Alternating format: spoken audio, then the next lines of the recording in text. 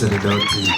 Twebaza Omukama olw'ebibala byagenda ajja mu ffe n'atuwa ng'alonda abaweereza be. Nze abakwaya ate bankoledde. Sirina byakuyigiriza birala bamaze okuyigiriza wano. Twebama olw'olunaku olw'olwaleero. Tuzze okujaguza, tuzze okwebaza Omukama olw'ekkula ery'obusaserooti. Olw'ekkula ery'obusaserooti bwe yagonnomodde ku baganda baffe bano, bwe yagonnomodde ku Edward Kironde kati ng'asoma emmisa ye embereberye era ey'okwebaza. Kulika nnyo, yogayoga nnyo, yogayogera ddala. Omugole waffe ng'alonda amasomo yalonze amasomo malungi nnyo. Essomo erisooka livudde mu Jeremiya omutwe ogw'olubereberye olunyiriri olw'olubereberye okutuuka olw'omwenda, nga luno olunnyonnyola bulungi Katonda yamanya Jeremiya nga tannazaalibwa wadde, to be conceived in her mother's womb. You, as he knew Jeremiah long before you were born, even conceived, he thought about you and planned for you. Yakutegekera bino byolimu tebigudde bugwi sadda nga tonnaba kuzaalibwa. Nzize jangu ontume, then ye akuwe ebyo ebyetaagisa omulimu gwo. When you feel discouraged or inadequate, remember that God has always thought of you as valuable in his mind. Hakulina awona tolina kutya. Kironde Omukama akulonze, ate genda oweereze Omukama. Jeremiah was appointed by God as a prophet to the nations. Jeremiah yalondebwa agenda ayigiriza amawanga. Kironde olondeddwa ogenda oyigiriza amawanga. Courage and strength ojja kusobola. Byogenda okuyigiriza si bibyo, ajja bikuwa. Ennimi ojja ziyiga, kalicha z'abantu ojja ziyiga, ozitambuliremu okubaweereza obulungi. Nkusabira ekintu kimu, obeere ne missionary stomach o Catholic. Kwana ebyokulya bigwamu, ojja kulya emmere gy'otalyangako wammwe, naye ate olina ogirya. Ate abantu bano betuweereza bazibuzibu, ayagala nnyo alabe nga tomunuga. Bw'omunuga togenda kukola, bw'otaamunuge ojja kukola. Become part of them, be part of them, you will serve them and they will love you and will do the work. God has a purpose for each Christian, but for some are appointed by God for a specific kind of work. Specific. Buli omu Katonda alina kye yamuwa. Ni wabeewo ate bano balonda mu ngeri ey'enjawulo. N'abagamba nti ate gwe genda ku kino. Mu kitabo ky'amateeka tulaba Judges omutwe ogw'e13 olunyiriri olwokusatu okutuuka olwokutaano. Samusoni alondebwa. Dawudi mu kitabo kya Samweri asooka omutwe ogw'e16 olunyiriri olw'e12 n'olw'e13. Yohana Batisita mu Luka omutwe ogw'olubereberye olunyiriri olw'e13 okutuuka olw'e17. Paulo Galatians asooka olunyiriri olw'e15 okutuuka olw'e16. We are all called to a particular job for God. Ffenna twayitibwa olw'emirimu egy'enjawulo okuweereza Omukama. Whatever work you do should be done for the glory of God. Kyonna ky'ogenda okukola Katonda agulumizibwe. Kironde togenda kwegulumiza gy'olaga. Gamba kugambe nti Katonda agulumizibwe olw'ebyenjogedde. Mizibwe aweebwe ekitiibwa n'ettendo. If God gives you a specific task, accept it cheerfully and do it with diligence. Kiriza Mukama bw'akuyita okumuweereza, kiriza. Just go. Kola with diligence. Be committed, convinced and dedicated. Missionaries They have to be having that. Omukama oyo akuyita agenda kuwa byonna. Ojja kubikola ate ojja kubituukiriza bulungi. Ate naawe weeyagalire mu ekyo. If God has not given you a specific call or assignment, then seek to fulfill the mission common to all believers. Kati gwe watakuyisa kubeera faaza oba munnaddiini, kolerera ebyo. Koma ebiragiro tebasuubiza obatizibwa. Okugenda mu ggulu tulagira kukola ki? Ebiragiro bya Katonda biri bimeka? Gendera ku ebyo nga bwewesabira bw'ali kugamba nti nakuteeka awo n'omukama atwafenna atuyita bw'ali kifuula seminariyo. After my 6 months nze appointment zange zaali za ngeri. Ebbaluwa yangamba nti tukutumye emyaka 3 Emmeru okolere Marians to begin the church there and the parish. Nagendayo mu September nanzijeyo mu January nga 1. September January nga 1 nanzijeyo. Ndowooza nti there was any problem. Spirit wa nasooka dduka Nairobi okubuuza faaza abadde ki ng'abadde akola talina kutawaana. There is no problem. Tumukyusiza kati takyaliweeyo, tumutumye Dar es Salaam mu seminariyo. Ate baali bamanyi n'abakulu abo batumanyi era agenda okutuma abakumanyi. Banonda genda mu seminariyo niyinza okwogera n'omukulu ne mugamba seminariyo eyo nyinza obutagisobole, tuma mu parishi yonna. Kale lwokuba nali mu diakoni n'agamba nti kale katukyuse tukwe parish. Kati mukunzijayo teyambuulira gyendaga. After 6 months yagamba nti tukukyusiza okuva Emmeru tukutumye Dar es Salaam. Wa gwegenda Cardinal Penga akwagala ajja kuwa ebyokola. Sino nalowooza nagenda ne kansala omu ow'ekibiina nga yamperekera, yagenda nga nsekerera kubanga yamanya ekiriwo. Olagawa nimugamba ngenda Dar es Salaam. Wa specifically wa ngenda wa Cardinal Pengo. Naye wa simanyi oba banooza kuwa Vicar General.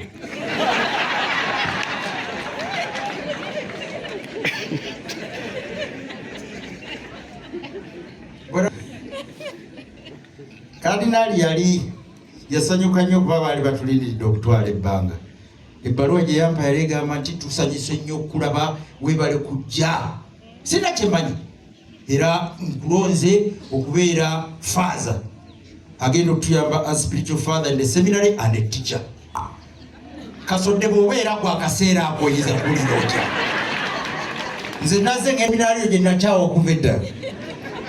Awo nno omukama akuyita. Awo twali kutandika bulamu bujja era ne tubutandika ate omukama n'atuyamba. Ate no kikwewuunyisa olumu oyinza okuzitya mu beginning ate after time you come to love those assignments. Nalisagala kuvaayo bagamba tukujjayo ntaza ate ndagawa ne bagamba go also to be comfortable somewhere else. Toli wa kubeeraawo. Awo nno kironde tukwagaliza tukwagaliza buno okwewuliramu ng'atasobola ojja kusobola, ng'atalina training eyo ojja kusobola, ng'atalina experience eyo. Experience tebagisomerera, experience bagikolera. When you are in the real work, then you come to gain that kind of experience. Ibanewunya abantu bagamba twagala omuntu alina experience ya myaka 5 nga yagijjawa. Mumasomero basomesa experience. Mumbuli basomesa experience. Kati batompadde chance okukola nfuna experience eyo n'agijjawa. Awo nno wano watugambidde nti kironde teweeraliikirira. Omukama ali naawe. Kironde ajja kuwa buli kimu kye weetaaga. Jeremiah thought that he was only a child, too young and unexperienced to be God's spokesman to the world. Bwe yalowooza sisobola n'akisobola kitya. kati nkutadde ebigambo byange mukamako genda nakuyamba. Don't again. You just go. Don't stay here.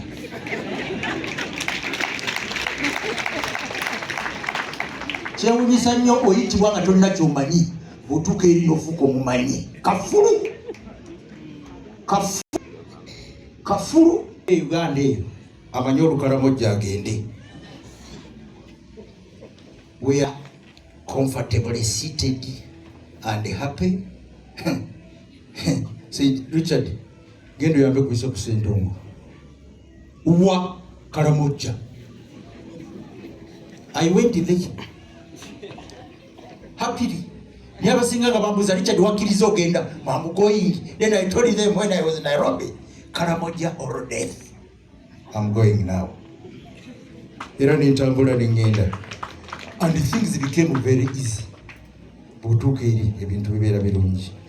Kironde bagenda kutuma mama wanga mayitirivu. N'abali emmese. Karamoja bakalirira emmese ku nnanga yawo. N'okunywa ku mata galimu omusaayi. Ineze nabasalira amagezi. Obeera musajja mugezigezi tonuga.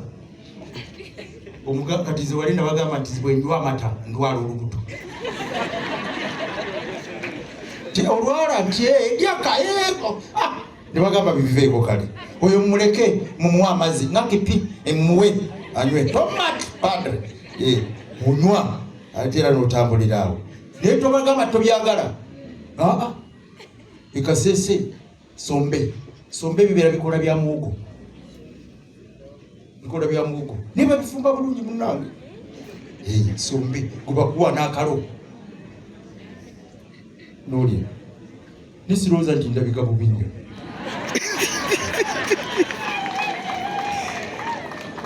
Omukama niwe mmaliso Mukama tali kujuza Omukama oyo tali kujuza.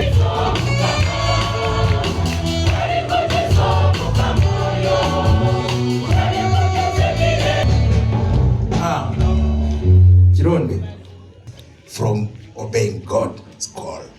Tisesobola ojja kwesobola. Genda. He will always be with you. Nja kubeera nammwe ennaku zonna. When you find yourself avoiding something you know you should do, be careful not to use lack of self-confidence as an excuse. Tokikozesa. Ojja kubeera omuwanguzi. Omukama ajja kubeera naawe era ajja kuyamba mu byonna ate era otuukirize byonna. If God gives you a job, do it. He will provide all you need to do it. Your point. Wakuwa omulimu ogw'okukola akuwa n'ebyokozesa. Bw'ajja akutuma yonna agenda kuwa n'ebyokozesa. Don't worry. Abatume yabagamba togenda na kintu kyonna. Genda bugenzi olye ku bye balya ne ku bye banywa babeeremu ate bakolemu omulimu. Kironde tukwagaliza omulimu omulungi. Tugirawo ebikoligo byonna bye tugenda okusanga tumuweereza agenda tuyamba to overcome. Tuyagala bulamu nga bonna buli smooth wanika omukono temwagala ate n'essaala yange gye nsoma ekola.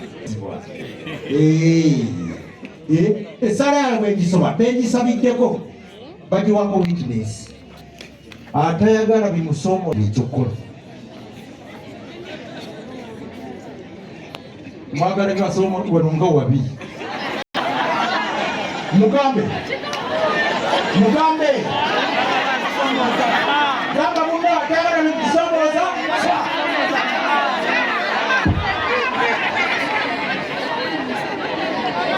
ne atusuubiza okutuyisa mu ebyo ebitusomooza namaddala. Essomo eryokubiri Pawulo niye alina byayogera wano. Ayogera ku character. These chapters, Testament verses to show Christ's divine appointment. yalonda obusaseredote Katonda yatuyita obusaseredote yalonda ye kwayagala kwalonda obusaseredote obusaseredote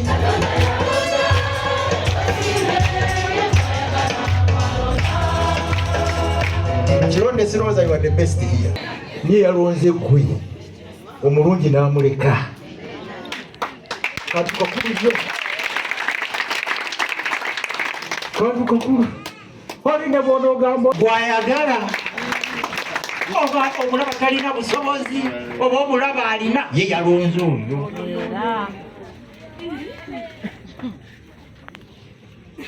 Bagamba alonze era bw'ayagala amuweereze. Akulonze nno ogenda omuweereze, muweereze n'omutima gwo gwonna n'amaanyi go gonna n'emmeeme yo yonna. Home what? Kabona agibwa mu bantu nasibwawo batyo olw'okubeera banni. Genda bakujje wamwe bakuweereze. Njagala okwebaza anasanga Father Zinda Gerard yateesa bulungi. Yateesa bulungi. Ne bampeera wano busoosolooti. Kati emyaka 31 sitambudde. Olaba nafumba yesatu agamba nange nafumba. Asatu mugumega mugumu. Areno kyewunyisa azimyaka 31 sikolera nko mu kifo kiwedde. I always begin. Start. Ne seminari gye nagenda yali yakutandika emyaka 3. Mujje mutuyambe. Tugitwale gye tugitwala. Tugitwala.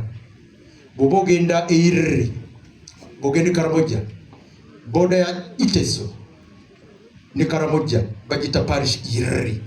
Awo eyo nayo naliyo nga tugitandika. Eirere parish kyali kisomesa nakyo. Eyo ne tuvaayo. Kasana Luweero, St. Cyprian Ngoma Catholic Parish. Eyo nagizimba mpakatika nga mvuga pikipiki. Nungi era ne komenti y'abasista kati omukama akuwa obusobozi ate n'okola. Nenvayo ne bantwala Ibanda Kasese nengolayo myaka nga 2 ndowooza 7. Ate ne bantwala Ibanda ey'Embarara. Ibanda ey'Embarara nawo nabuzeewo myaka 2 gyokka. Ne bagamba nti avaawo jangu eno kati ndi Katovugavu mu Masaka Diocese. Katovugavu parish eri awo etandika. Kyali kisomesa ky'ekijjukizo Our Lady of Fatima. Kati nkimazeemu emyaka tegiweze 10 kati. Tumaze okuzimba ennyumba y'abakulu. Njagala okwebaza bannanyinja Kaloli abajja ne bankyalira. Ennyumba yawedde nsula bulungi. Ngate mukubye mu ngalo nsula bulungi. Nakagabira essomero kisulo ky'abaana. Tinsula wali wansi bulungi. Webaka ne weerabira. Eklezia ate mujje kino ekigo kyammwe yakizimba yali Perranze missionary taliwo wano. Kati namwe muzadde ba Perranze bwe tutuuka gye tutuuse mujje mutuyambe. Ye kambabuuzi osanyuka nnyo ddi nga bakuwa oba ng'ogaba? Okagaza essanyu olisinga kulifunawa ng'ofulu ogaba oba nga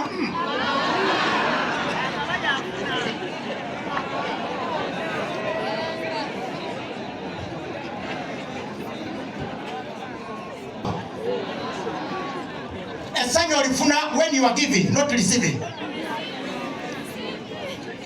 The greatest joy you get is when you are giving out, not receiving. Mwekubire mu ngalo ekyo kintu kikologedde. Amala gasindika muntu mbwagenze kola ngalinga avudde eri dewo mutuuka ewaffe eyo bamulaba nga mwalabye ewaffe embeera yeeyo. Naye mwabanyirira bwe muti kati Kakironde bamugaba wali we matuka oba wali ng'atandika okusibuka nga muli wano.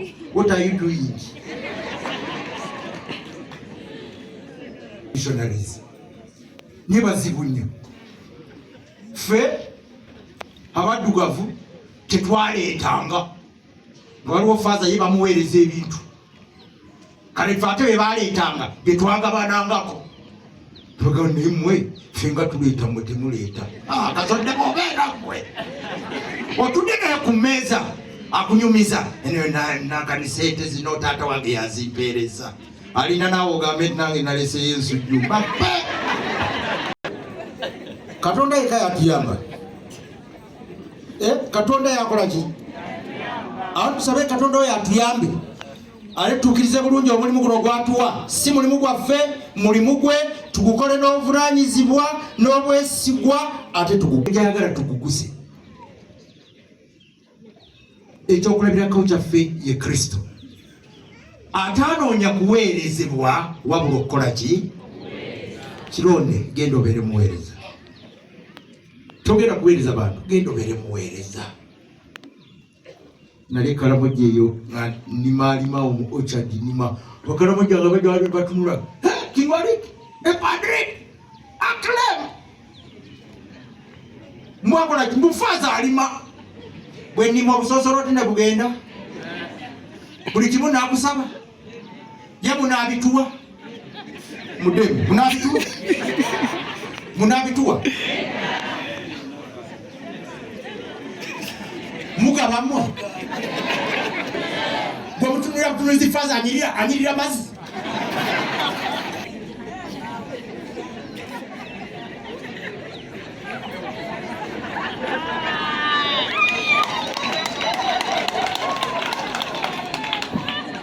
ate n'omwana bw'aba agenda ng'agenda okufumbirwa bamusibirira akitegeere si kutuuka eri n'atandika kusabiriza ng'atalina muntu we kironde nagendako mu parish eno gye nti kikwewunyisa oba nakikunyumiza tuli ffenna nagendako mu parish zirina challenges nyingi parish etandika terina wadde akantu Bishop Kagwa yantwala mukaba mu ekyumula eky'emirembe nasula naye kumala wiiki namba nalukaga nze nkutwala wali nkulageera nkutuuze ate njagala okwebaza Omukama nze parish zonna ze nkozeemu Bishop abadde ajja n'antuuza Sipiriano yantuuza engoma kanonikale ate ne Kagwa yantuuzizaawa eno Ekatongo Gavo n'antuuza ekyaliwo challenges in life nga tumala misa bantuziza abakristo basanyuka nnyo tugenze mu kalike nyumba babagambe faza mwagenda okusula nga mulimu bufomu bubiri benjo bubiri n'akameza ke baali bataddeawo kati Bishop ne bamuleetera plastic kwe yatuula nga baleese ekyemisana kati bwe baamala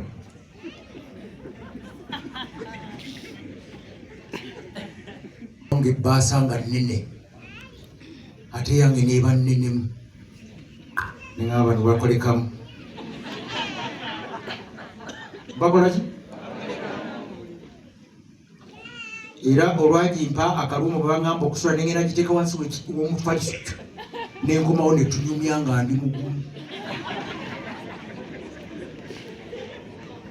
katuuka akokukebera biki bye bampadde nasanga gundi zino obanga ziri pages nga 20 bandaga mukugulawo parish amabanja ge balidde ge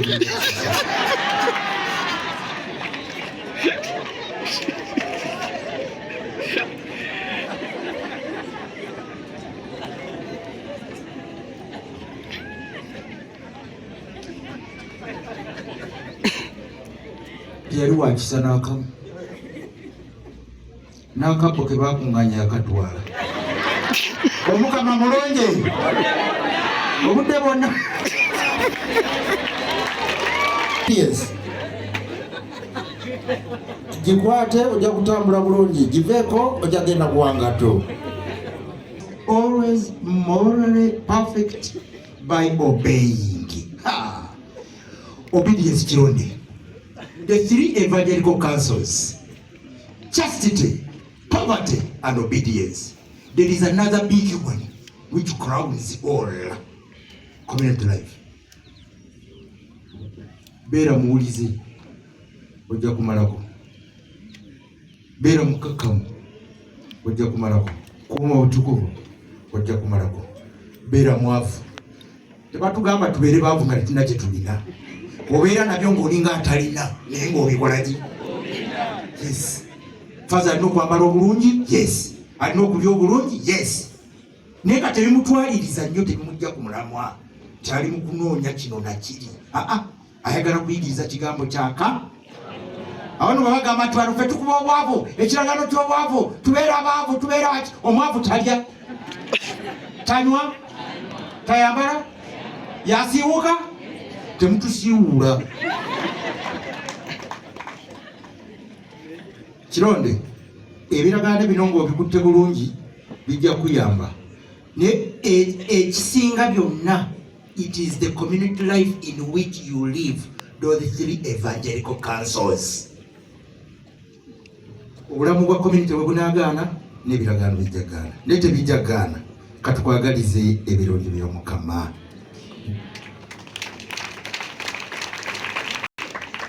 Kijja kuba kyannaku nnyo bwe soogera ku taata Charles Mpagi. Oba nkugambe ki? Olowooza nkugambe ki? Njagala okwebaza Charles Mpagi obugumiikiriza n'okwewaayo ate n'obuvumu. Mpagi oyo tazaala ono yekka, ye azaala ffe ffenna. Mpagi kabe kasinge mu kuziika kusigenda kubeerawo. Nze kanjogera ebibyo obiwulire nga tonnafa.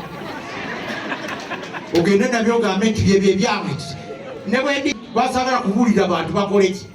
Banaki bagenda okwongerawo nga ate nawo wagenze dda. Njagala okwebaza Mpagi Charles. Nasomera wala Kalamojja myaka mingi. Shoni yonna teri kantu konna. Ye Mpagi n'abeera omuzadde, ate omuzadde omulungi. N'entandika okukola nga bankubira ku ssimu, taata alwadde, maama alwadde, nga nnoonya nfuna Mpagi ono. Tewali mulundi na gumu Mpagi lwe yaŋŋamba nti jangu balwadde. Yaŋŋamba nti kati nkubuulire te bisitede te wawulira essimu ojjira. Olunaku ne biziba, olwokubiri, olwokusatu, olwokuna, olwokutaano, wiiki takuba. Noddamu n'omukubira, owaayi wazuulayo ki? Bwali butonotono twabumala. Omukama akuwa omukisa. Mpagi Omukama akuwa omukisa. Era nga bw'oli Mpagi bayaŋŋamba nti ebizibu byonna byonna byonna mubisibe ku Mpagi. Naffe twabisiba bw'oli. Awo twagala okwebaza kulika yo Katonda teerabira babe, ate Katonda asoomooza ababe. Alinyikira n'atuuka ku nkomerero, mufuba aba Katonda aliba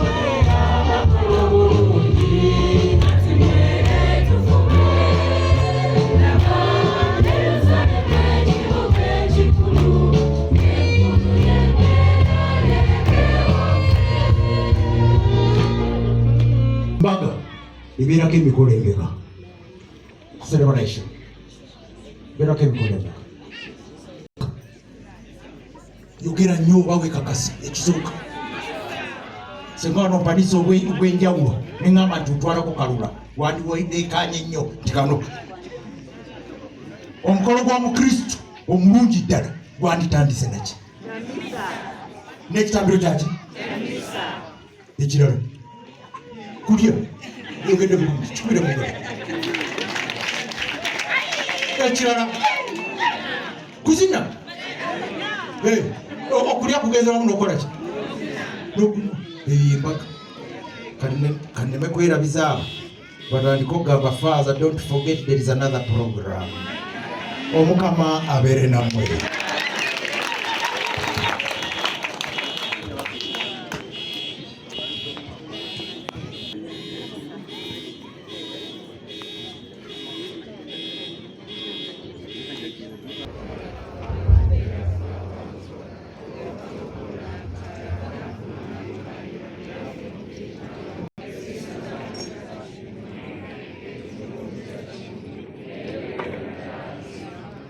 tukiza n'ekereziya omu omutukuvu katolika eyava mu batume jatabatisimu omwesonyiwa ebibi era nnyingira okuzuukira kw'abafu.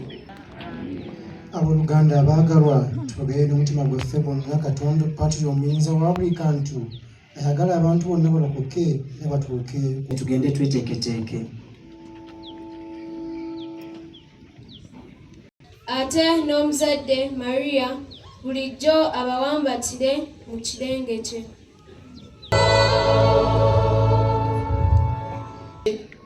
N'abo abalwalire ku nguudo musengwa abasaasire era abasonyiwe. Ayi musengwa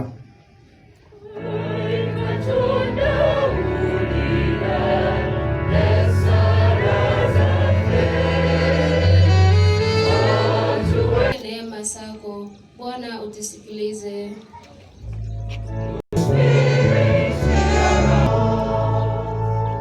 Ayi Katonda, ekiddukiro kyaffe, amaanyi gaffe, gwe nannyini kusaasira.